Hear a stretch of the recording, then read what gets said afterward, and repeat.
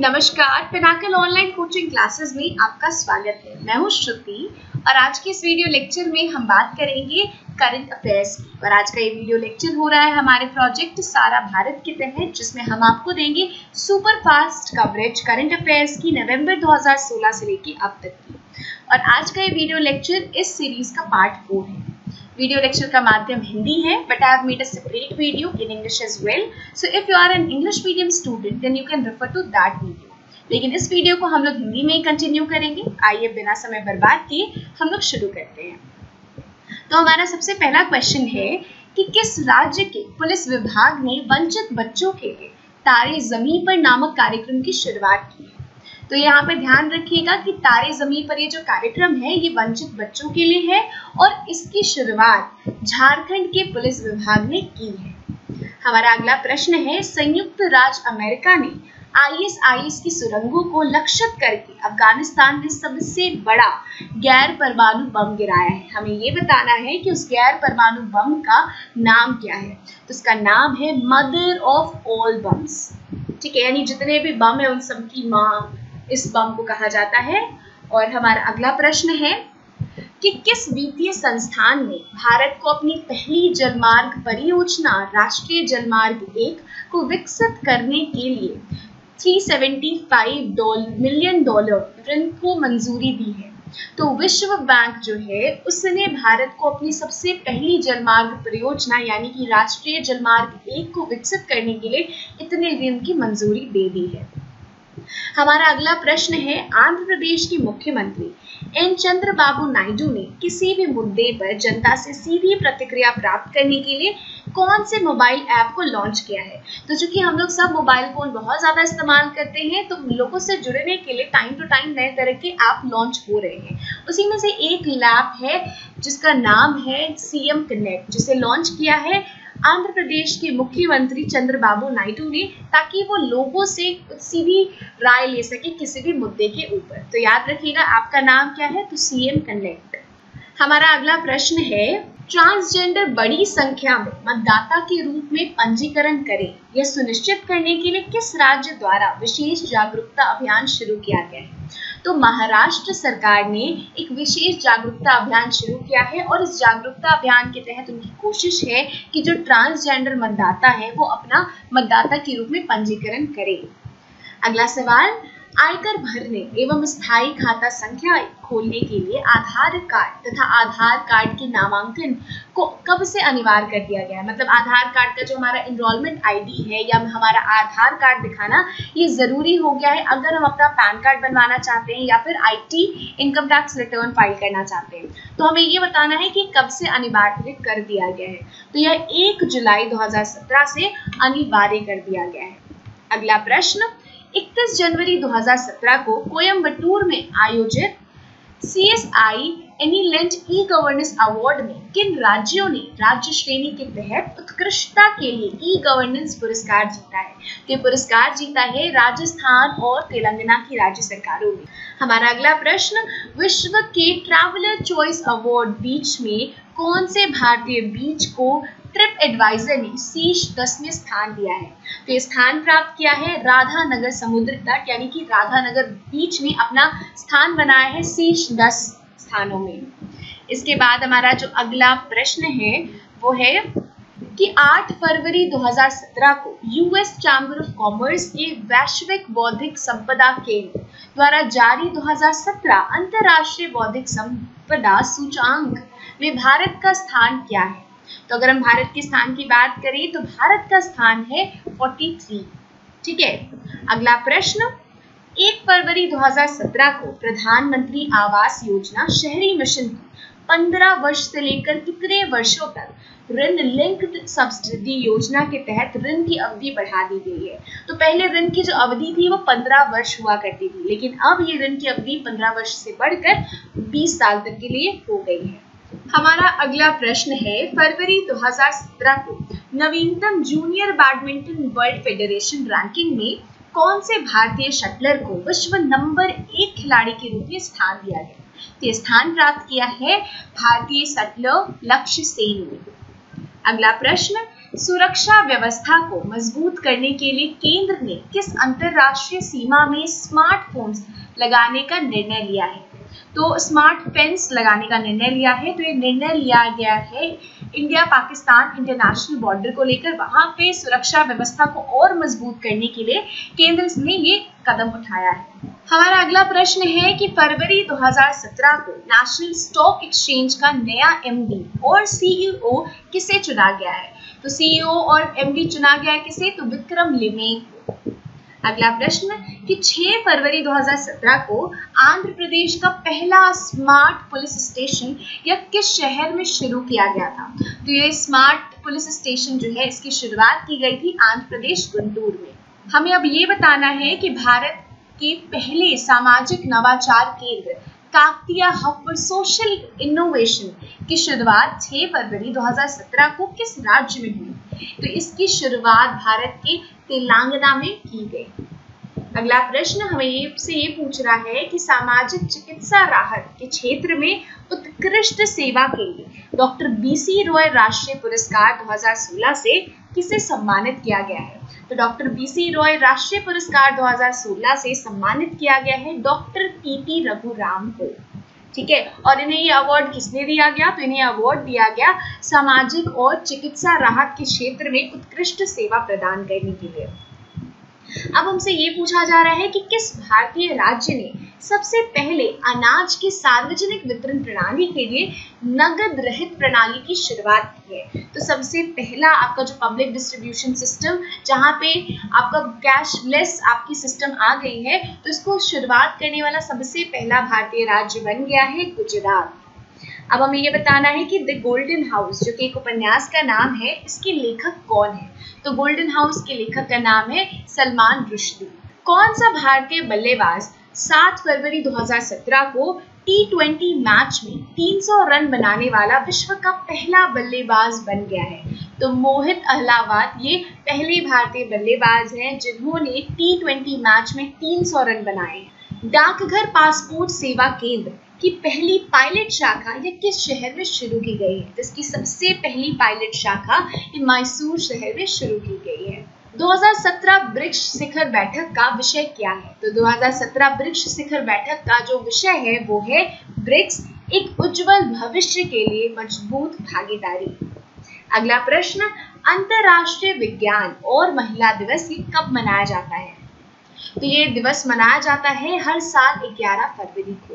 आतंकवाद और समुद्री क्षेत्र में अपराधों के संयुक्त हल के लिए 10 फरवरी 2017 से 5 दिनों के बहुराष्ट्रीय अमन सत्र नौसैनिक अभ्यास का आयोजन किस देश में किया जा रहा है या किया गया था?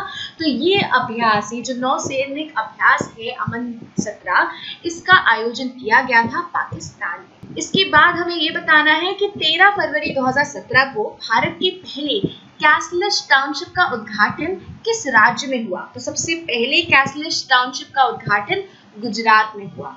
इसके बाद राष्ट्रीय महिला संसद का पहला 3 दिवसीय सत्र ये किस राज्य में आयोजित हुआ था? तो ये आयोजित हुआ था आंध्र प्रदेश में। फिर हमें यह बताना है कि 12 फरवरी 2017 को भारत ने T20 world cup blind tournament जीतने के लिए किस देश को हराया था? तो भारत ने T20 world cup blind tournament को जीता है, और किसे हराकर जीता है? तो पाकिस्तान को हरा करके भारत ने ये मैच जीता है, ये टूर्नामेंट जीता है। बाफ्टा पुरस्कारों में किस फिल्म ने सर्वश्रेष्ठ फिल्म का पुरस्कार जीता? 2017 में बाफ्टा पुरस्कार में सर्वश्रेष्ठ फिल्म का पुरस्कार जाता है ला ला लैंड को। फिर भारतीय नौसेना के सर्वे जहाजों में सौर ऊर्जा प्रणाली के साथ संचालित होने वाली पहली जहाज कौन सी है? तो सबसे पहली जहाज जो सर्वे जहाजों में जो सौर ऊर्जा प्रणाली के साथ जो संचालित होगी उसका नाम है INS सर्वेक्ष। अगला प्रश्न, सार्वजनिक क्षेत्र के उधारदाताओं के पुनर्पूंजीकरण के लिए वित्तीय वर्ष 2017 से 18 में सरकार द्वारा कौन सा कार्यक्रम शुरू किया गया? तो जो सरकार के द्वारा कार्यक्रम शुरू किया जाएगा उस कार्यक्रम का नाम है इंद्रधनुष 2.0। वायु प्रदर्शनी जिसे हम लोग एरो इंडिया 2017 के नाम से जानते हैं, यह किस राज्य में आयोजित की गई? तो इसका आयोजन हुआ था कर्नाटक में। 2 दिवसीय यूनेस्को प्राकृतिक विरासत समारोह 2017 ये किस राज्य में आयोजित हुआ था? तो इसका आयोजन हुआ था हिमाचल प्रदेश में। अगला प्रश्न है 12 फरवरी 2017 को न्यूजीलैंड ग्रैंड प्रिक्स में कौन जीता? तो 2017 का न्यूजीलैंड ग्रैंड प्रिक्स जीता जेहन दारूवाला ने। हमारा अगला प्रश्न है कि 14 फरवरी 2017 को पश्चिम बंगाल सरकार ने दार्जिलिंग में से कौन से शहर को अलग जिला बनाया है? तो पश्चिम बंगाल सरकार ने दार्जिलिंग से जो शहर अलग किया है उसका नाम है कालीपमोंग। अगला प्रश्न 2017 कोबरा गोल्ड सैन्य अभ्यास ये किस देश में आयोजित किया गया है? तो इस अभ्यास का आयोजन किया गया है थाईलैंड में। इसके बाद हमारा जो अगला प्रश्न है उसके तहत हमसे पूछा जा रहा है कि 2017 में स्पोर्ट्समैन ऑफ द ईयर पुरस्कार से किसे सम्मानित किया गया है? तो उसैन बोल्ट जो है उन्हें इस पुरस्कार से सम्मानित किया गया है। इसके बाद हमें बताना है कि 14 फरवरी 2017 को एक साल के लिए संयुक्त राष्ट्र शांति अभियान के प्रमुख के रूप में किसे नियुक्त किया गया है? तो जीन पियरे लैक्रिक्स इन्हें संयुक्त राष्ट्र शांति अभियान के प्रमुख के रूप में पूरे एक साल के लिए नियुक्त किया गया है। भारतीय अंतरिक्ष अनुसंधान संगठन यानी कि इसरो ने 15 फरवरी 2017 को एक मिशन में कितने उपग्रहों को लॉन्च करने का एक ऐतिहासिक रिकॉर्ड बनाया है? तो इसरो ने एक साथ 104 उपग्रहों को लॉन्च करके एक ही मिशन के तहत 104 उपग्रहों को लॉन्च करके एक ऐतिहासिक रिकॉर्ड बनाया है। अगला प्रश्न है कि 2017 की आर्थिक स्वतंत्रता के सूचकांक में भारत का दर्जा क्या है? तो भारत का दर्जा है 143 यानी भारत की जो रैंकिंग मिली है आर्थिक स्वतंत्रता के सूचकांक में वो है 143। अब हमें ये बताना है कि संयुक्त राष्ट्र शरणार्थी एजेंसी UNHCR के वैश्विक सद्भावना राजदूत के रूप में हाल ही में किसे नियुक्त किया गया है? तो किसे नियुक्त किया गया है? तो नील गैमेन जो है उन्हें नियुक्त किया गया है। नेक्स्ट हमें बताना है कि 10 फरवरी 2017 को किस बैंक ने 2017 में राष्ट्रीय MSME उत्कृष्टता पुरस्कार जीता है? तो पुरस्कार जीता है कॉर्पोरेशन बैंक ने। फिर हमें बताना है कि 2016 के व्यास सम्मान के लिए किस हिंदी विद्वान का नाम दिया गया है? तो किनका नाम दिया गया है? तो सुरेंद्र वर्मा का नाम दिया गया है। किस देश ने मंगल ग्रह पर 2117 तक पहला शहर बनाने के लिए 14 फरवरी 2017 को अपनी योजना का अनावरण किया है? तो संयुक्त अरब इमारात जो है उसने इसकी प्लानिंग है कि वो 2117 तक मार्च पर अपना सबसे पहला शहर बनाएगा। ठीक है, उसके मार्च पर अपना सबसे पहला शहर बनाने की योजना किसकी है? तो संयुक्त अरब अमीरात। अब हमसे ये पूछा जा रहा है कि विश्व स्वास्थ्य संगठन द्वारा 17 फरवरी 2017 को कार्यशील टीका नियामक प्रणाली के रूप में किस देश के राष्ट्रीय नियामक प्राधिकरण को सर्वोच्च दर्जा दिया गया है? तो किसे सर्वोच्च दर्जा दिया गया है? तो भारत को दिया गया है। द्वितीय महासागर सेल बोट INS इरवी को भारतीय नौसेना द्वारा 18 फरवरी 2017 को सफलतापूर्वक नौसेना में शामिल किया गया था। हमें ये बताना है कि कौन सा वो द्वितीय महासागर सेल बोट है, उसका नाम क्या है? तो उसका नाम है INS SV तारिणी। अगला प्रश्न, भारतीय अंतरिक्ष अनुसंधान संगठन ने 17 फरवरी 2017 को GSLV मार्क 3 रॉकेट के लिए ऊपरी स्टेज इंजन डैश का अंतिम प्रशिक्षण सफलतापूर्वक आयोजित किया। हमें ये बताना है कि ये जो ऊपरी स्टेज इंजन है रॉकेट, इसका नाम क्या है? इसका नाम है C-25। प्रधानमंत्री कृषि सिंचाई योजना का कुल परिव्यय क्या है? तो इसका कुल परिव्यय है 50,000 करोड़। अब ये हमसे पूछा जा रहा है कि Hema Malini the dream girl नामक पुस्तक के लेखक कौन है? एक्चुअली पुस्तक का नाम है Hema Malini beyond the dream girl और इस पुस्तक के लेखक का नाम है राम कमल मुखर्जी। विश्व सामाजिक न्याय दिवस कब मनाया जाता है? तो ये विश्व सामाजिक न्याय दिवस हर साल 20 फरवरी को मनाया जाता है। उन नागालैंड के मुख्यमंत्री का क्या नाम है जिन्होंने 19 फरवरी 2017 को आरक्षण नियम के खिलाफ तनाव का सामना करते हुए अपने पद से इस्तीफा दे दिया? तो उनका नाम है TR जेलांग। अब हमें ये बताना है कि किस मंत्रालय ने किशोरों से संबंधित मुद्दों पर जानकारी देने के लिए 20 फरवरी 2017 को साथिया संस्थान किट का शुरुआत की? तो किस मंत्रालय ने इसकी शुरुआत की? तो स्वास्थ्य और परिवार कल्याण मंत्रालय ने। अगला प्रश्न, केंद्र सरकार ने हर गांव में उच्च डैश तक उच्च स्पीड डिजिटल कनेक्टिविटी लाने का लक्ष्य निर्धारित किया है। तो हर गांव ने 2018 तक हर गांव में उच्च स्पीड डिजिटल कनेक्टिविटी होगी, ऐसा लक्ष्य निर्धारण किया है केंद्र सरकार ने। इसके बाद हमारा प्रश्न है, रेलवे मंत्री सुरेश प्रभु ने 22 फरवरी 2017 को आम आदमी के लिए नई पूरी तरह अनारक्षित ट्रेन डैश का अनावरण किया। तो हमें बताना है कि वो कौन सी ट्रेन है, उस ट्रेन का नाम क्या है जो पूरी तरह से अनारक्षित है और एक आम आदमी के लिए जिसकी शुरुआत की गई है। तो इसका नाम है अंत्योदय एक्सप्रेस। हमारा अगला प्रश्न है, भारतीय रेलवे में रेलवे की सुरक्षा बढ़ाने के लिए भारत ने डैश के साथ 21 फरवरी 2017 को एक समझौता ज्ञापन पर हस्ताक्षर किए हैं। तो किस पर हस्ताक्षर किया है, किसके साथ हस्ताक्षर किया है भारत ने? तो भारत ने हस्ताक्षर किया है जापान के साथ। अगला प्रश्न है, 22 फरवरी 2017 को कावेरी जल विवाद ट्रिब्यूनल के अध्यक्ष के रूप में किसे नियुक्त किया गया है? तो किसे नियुक्त किया गया है? तो अभय मनोहर सप्रे को नियुक्त किया गया है। नासा के खगोलविदों ने 7 नए पृथ्वी आकार के सौर मंडल से बाहर के ग्रहों की खोज की है जो बौना तारे के आसपास परिक्रमा करते हैं, और उन्हें क्या कहा जाता है? तो उन्हें कहा जाता है ट्रैपिस्ट-1। अगला प्रश्न, फरवरी 2017 को प्रधानमंत्री मोदी ने आदि योगी रूप में भगवान शिव की 112 फीट ऊंची प्रतिमा का अनावरण कहाँ किया था? तो कहाँ किया था? तो तमिलनाडु में किया था। और कितनी फीट ऊंची प्रतिमा थी? तो 112 फीट ऊंची प्रतिमा थी जिसमें भगवान शिव आदि योगी के रूप में। 23 फरवरी 2017 को इंटरनेशनल हॉकी फेडरेशन ने सर्वश्रेष्ठ पुरुष खिलाड़ी ऑफ द ईयर 2016 ये किसे प्रदान किया है? तो ये मिला है जॉन दोहेमन को। इन्हें सर्वश्रेष्ठ पुरुष खिलाड़ी ऑफ द ईयर 2016 का अवार्ड मिला है। अब हमें ये बताना है कि 21 फरवरी 2017 को न्यू वर्ल्ड वेल्थ रिपोर्ट के अनुसार कौन से भारतीय शहर को देश के सबसे अमीर शहर के रूप में स्थान दिया गया है? तो किसे दिया गया है?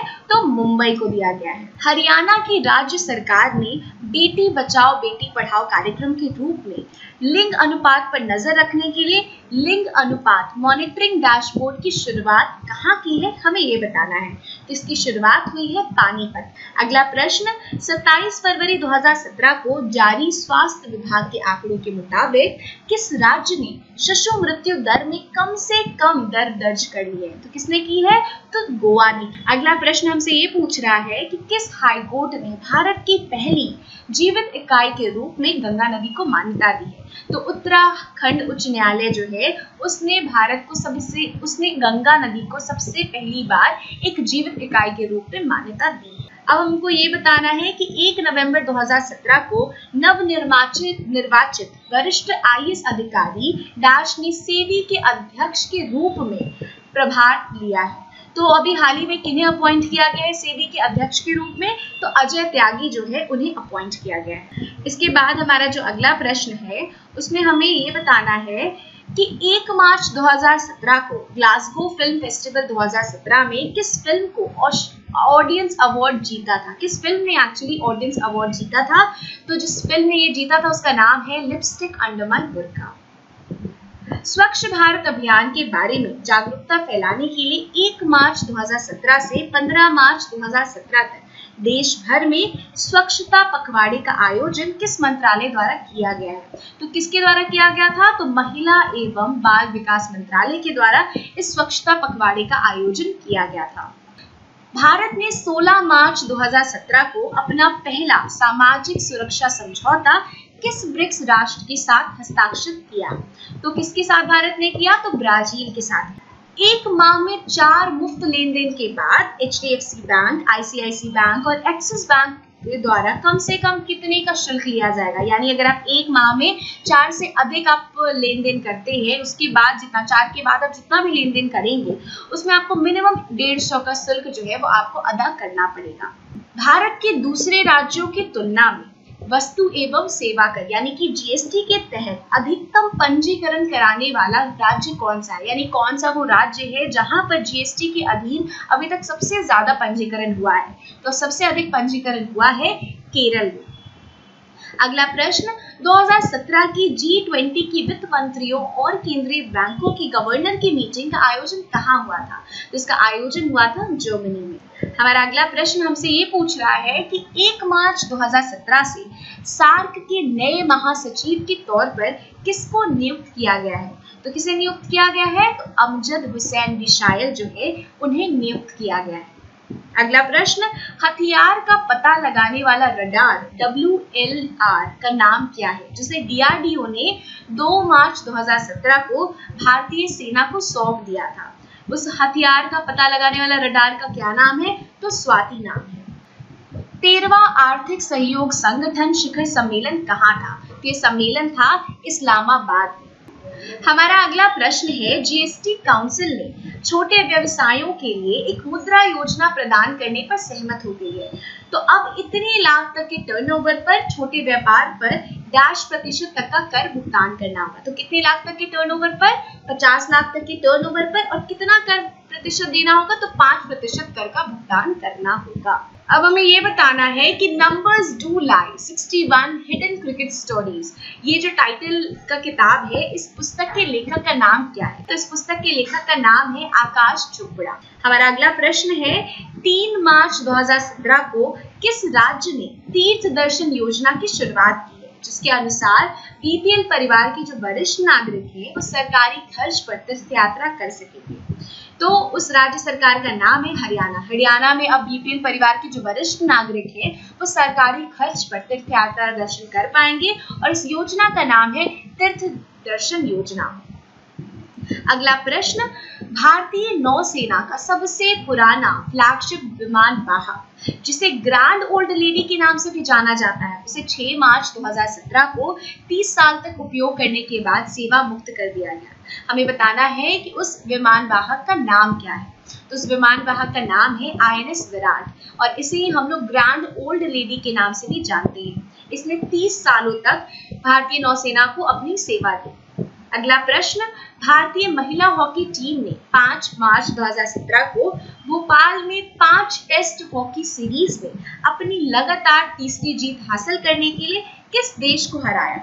तो भारतीय महिला हॉकी टीम ने बेलारूस की टीम को हरा करके लगातार तीसरी जीत अपनी हासिल। अब हमारा प्रश्न है कि संयुक्त सैन्य परीक्षण अभ्यास अल-नागा द्वितीय भारतीय सेना और किस देश की सेना के सैनिकों के बीच में आयोजित हुआ? तो ये आयोजित हुआ भारतीय सेना और ओमान सेना के बीच में। और इस सीरीज का हमारा आखिरी प्रश्न है पार्ट 4 का, और ये प्रश्न है 6 मार्च 2017 को भारत के पहले स्मार्ट जनजातीय गांव का उद्घाटन कहाँ किया गया है? तो इसका उद्घाटन किया गया है जम्मू और कश्मीर में। मैंने आपके साथ बहुत सारे प्रश्न डिस्कस किए। मैं उम्मीद करती हूँ कि जो भी बातें मैंने आपको बताई वो आप उसे याद रखेंगे। ये सारे क्वेश्चन जो है वो SSC CGL के पॉइंट ऑफ व्यू से इम्पोर्टेंट है। वीडियो को अंत तक सुनने के लिए आपका शुक्रिया, धन्यवाद।